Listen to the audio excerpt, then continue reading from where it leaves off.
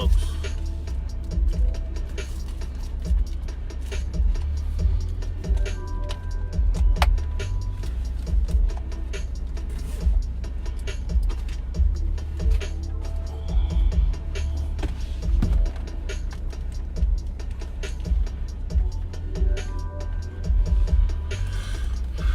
Good morning. Good morning.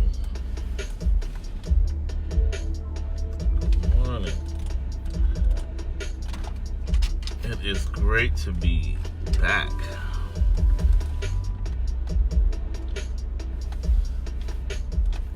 All right. So I won't belabor the time. All right. First of all, I had a I know y'all didn't ask, but I had a wonderful unplugging of a getaway, that really kind of helped me get some insight, some direction, some peace of mind. Sometimes you just really need to, sometimes you just need to kind of just purposely vacate if you can, purposely, so that you can get get yourself in place where you need to be and get your mind right. Okay. Today's topic, this is a long one, but I'm going to cut it to the chase. She's saying basically, am I being petty, or are men really that sensitive? Now, this is a sensitive situation because the people are married that are involved, and they've been married, she just says, all I'm going to say is over 10 years. So whatever that means. So they've been married over 10 years. And I'm sure all of you, this topic is not really I guess a big surprise to people. Most people have probably, if they haven't voiced it, they've certainly probably entertained it in their brain, whether it be a man or a woman. But in this case, it's a woman. And so what she's pretty much dealing with is, yet again, this is another case of, I'll be sensitive, the person is watching, sexual dissatisfaction in the married state. And what's pretty much happening is the lady, the wife that is she says, her words were, her husband, she's attracted to him, he has the right tools, but it just really doesn't jive with the chemistry. And so she finds herself telling him, this is what I like. She's kind of instructing him, so to speak.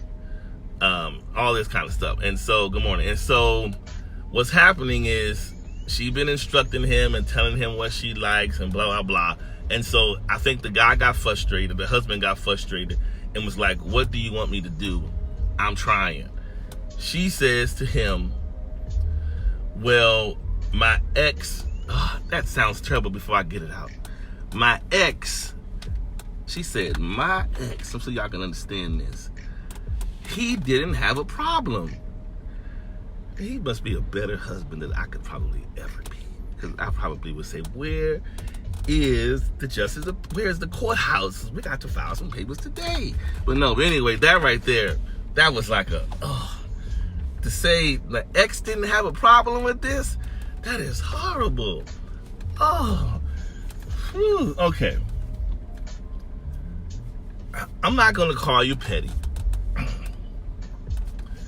It certainly wasn't the best choice of expression.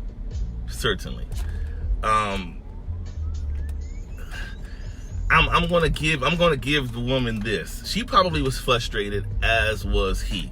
And I know sometimes people can say things in the midst of being frustrated and feeling like, hey, there are some women out here that, let's just be straight, in times past before their relationships or their husbands, maybe they was with some guys or men or a man that maybe did things specifically like you like, right? Okay.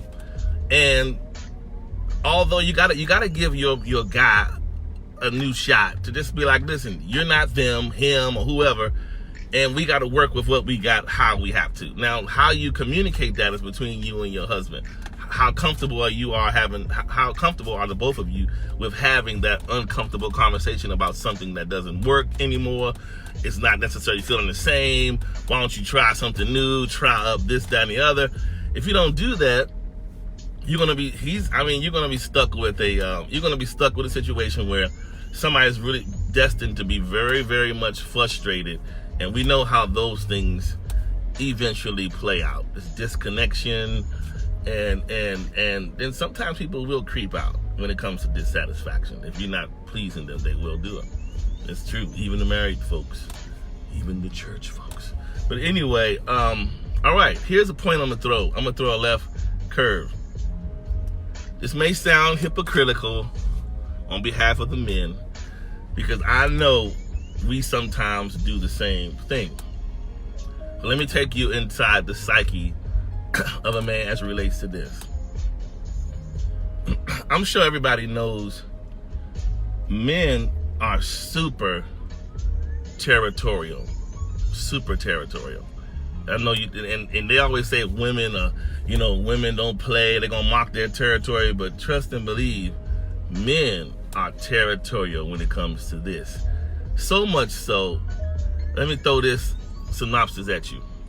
Men do what you call, when we're in a relationship, a new relationship, or even if the guy is just married his woman, guess what the way we men think? Men give women a past, P-A-S-T, pass, P-A-S-S. I say it again. When men entertain a new relationship or they're newly married, we give our woman a past, P-A-S-T, pass, P-A-S-S. And what that means is we are saying to ourselves, I don't care. I know she did whatever, but this is my woman. I love her, and this is the way I'm going to package this in my mind so that I can function. And so that's the way we think of it. So when women say things to reference, you take us outside of the past box, it disturbs the man. Like when you talk about what somebody else did. Oh, here's another one. When you meeting someone, even before you all are getting into the commitment or the relationship, whatever you call it, here comes the good one. Oh, you know what? Because I like it like this, rough and all this and all this. Now what you're doing is you're giving the man a map. You're giving him a visual, because even if these people aren't present and you're trying to get to know this guy, saying all of this stuff, or even in a relationship, talking about what you like and how you like it and all that, all you're doing is giving him mental snapshot vehicles of your past, and he had to guess in his mind. That's all you're doing is when you're giving a man all of that. You're taking him in these subliminal places. He's like, wait a minute, okay, I'm glad, okay, whatever. We can discover, the thing is this, women, you can discover it together what it is that, let's just say, best suits the two of you. Because when you come into a situation saying, this is what somebody did in the past that I liked and all this, it may work, especially for a seasoned woman. She knows what works for her. However, when you come in the mindset with a closed thought process about your sexual life with this person, you're now closing off the possibilities of something good coming from this guy. Because now he's feeling like, well, if I don't follow suit like Derek, I'm not handling my business. And that's a miserable existence for a woman or a man. Because I'm sure if a man said, well, look, now when she did this, she took care of business, you down there wasting your time, then that'll break the woman's spirit, right? Just like with a man, it'll break anybody's spirit when you start doing comparisons and all this, that, and the other. And so here's another thing to back up what I said about the past concept. Everybody knows when you coming up at school, college, wherever you were, there was always that woman that everybody knew was promiscuous. Well, guess what? The pressure is even harder on the men's side, because the men will clown the guy who chooses the promiscuous girl. But check out how the man, there's always that guy who will end up with her and he don't care what nobody think. You know why he don't care? Because he gave her a pass. That's how men think about it. When the woman could have been wherever she could have been. I mean, we could have just knew you was with that NBA player, that football person, whoever you was dating, fine. But when you become in a relationship with the man or in a marriage with the guy, he is saying this right here is my, I'm giving your vaginal odometer a reset. That's pretty much what's happening. He's giving you a reset. He is saying, listen, pass. I don't care about all that. I don't care about who he was. This is just me and you. Let's do this, us together, and let's work this out. So when you go outside that box, and when you start throwing comparisons to other people and what this guy did and what he had, and my ex was he was pretty big, so I probably couldn't do positions like that. Who want to hear that? Nobody. Because you don't show. Listen, it could have been me, because you say those things to me, and I'm probably gonna say something probably would make you have a good day for work. But anyway, all I'm saying is this: that stuff is mean. You can't bring that up. I feel sorry for those of you all who just tuned in. We're talking about a married couple where the woman has a little bit of a dissatisfaction issue going on, and what she's saying is her husband has been frustrated, quote unquote, trying to please her, and she's been saying, let her tell it, she's been instructing him what she likes. He still hasn't hit the mark. One time they had a clash, let them tell it, last week. Had a clash of minds, and this thing didn't work again. And she said to him, he said, look, I'm trying. What do you want me to do? And she said to him, my ex didn't have a problem. Oh, it still hurts hearing it. Saying that was just horrible. It just really was. You had to think of another. I'm not even a woman, and I know the women out there saying, yeah, you could have not said that. Even if you were mad, you just couldn't have said. You could have choose a better word to say than that. But yeah, I mean, to say that it's rough, because I hope the brother, I would say, look, I'm not playing the therapist position and none of those things, but I will say, at this stage, y'all shy of communicating with one another. Y'all may need an intervention with a third party to talk to somebody about what this is, this block. I can tell you probably what he's experiencing. Psychologically, you have set out a roadmap for him to follow in someone else's shoes, because you are basing your pleasure off a past experience and not your present husband. That's the problem. You're basing your pleasure history off of people who are irrelevant. Guess what? Mr. Goodbar did not choose you.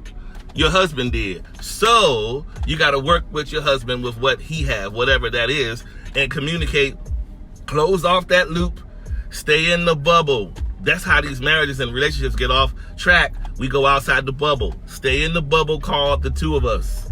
Stay in the bubble, make that work, and that's how you get through it. If you don't do that, it's gonna be a mess. And then it's gonna be like I said, the worst thing you can make any person in a relationship think or feel is that they have to live up to the shoes of the old. Because I would tell anybody quick, the old is not present. So either you deal with what you got, move what you go, and move around. But you can't be stuck in. That's abuse. It's a subliminal form of abuse by trying to punish somebody to a standard that you probably haven't let go of. You haven't let go of a standard with someone else, and so you are now punishing your present husband who did the right thing to be with you, but now you're punishing him. That's not cool. So, his brother said he's trying. I felt for him. He said, I'm trying. What you want me to do? And you're going to say the ex-person didn't have a problem. But anyway, yeah, that one was rough. That's a rough one. And I don't know, good man. All I'm just gonna say is this. Like I say again, the texture of your relationship and or your marriage, it's really the summation of the professions that proceed out of your mouth. I'll say that again. The texture of your relationship and or marriage is a summarization of the professions that you allow to proceed out of your mouth. So if you're spewing out negativity in your sex life, talking about the past and all these different things and this person and that person, you are creating a very, very negative present and future if you don't change your professions.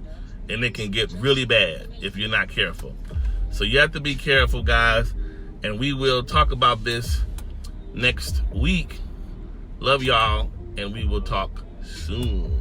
And remember, stay positive and stay encouraged. Stay saying great things so we don't have to have this issue. All right. Love y'all. We out. See y'all tomorrow, 8:15.